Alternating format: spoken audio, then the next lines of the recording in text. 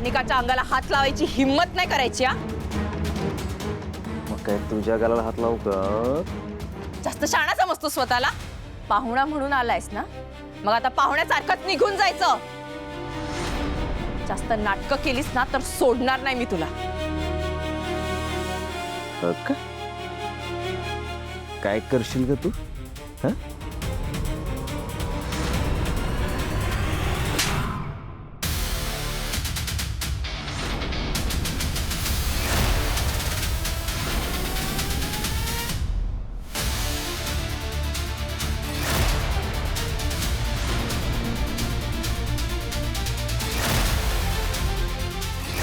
आता फक्त कानाखाली मारते, पण जर बऱ्या बोलाने ऐकला नाहीस ना तर मग तुला कळेल की श्रावणी शुभंकर शेलार अजून काय करू शकते ते.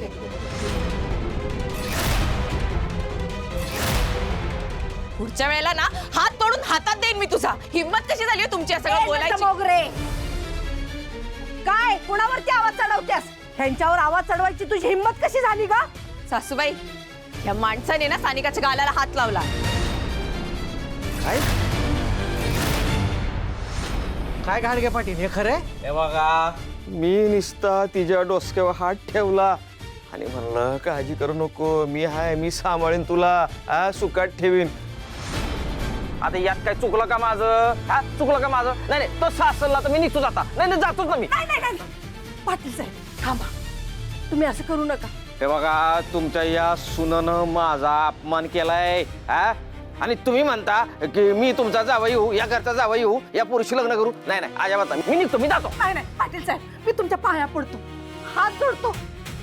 माझं पुरीचं आयुष्य उद्ध्वस्त होईल हो. तिच्या संग लगीन करा, मी हात जोडतो तुमच्या पुढं. हे बघा, आता तुम्ही म्हणताय म्हणून बरं का तुमच्या शब्दाचा मान राखतो मी. पण माझी एक अट आहे. तुमच्या या सुनानं माझे पाय धरून माझी माफी मागितली पाहिजे. मी आणि तुमची माफी मागणार? अहो शक्यच नाही. गप्प बस.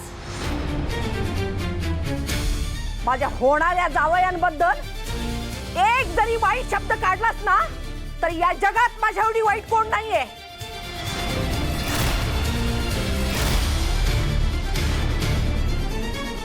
त्यांचे पाय धरून आत्ताच्या आत्ता माफी माग.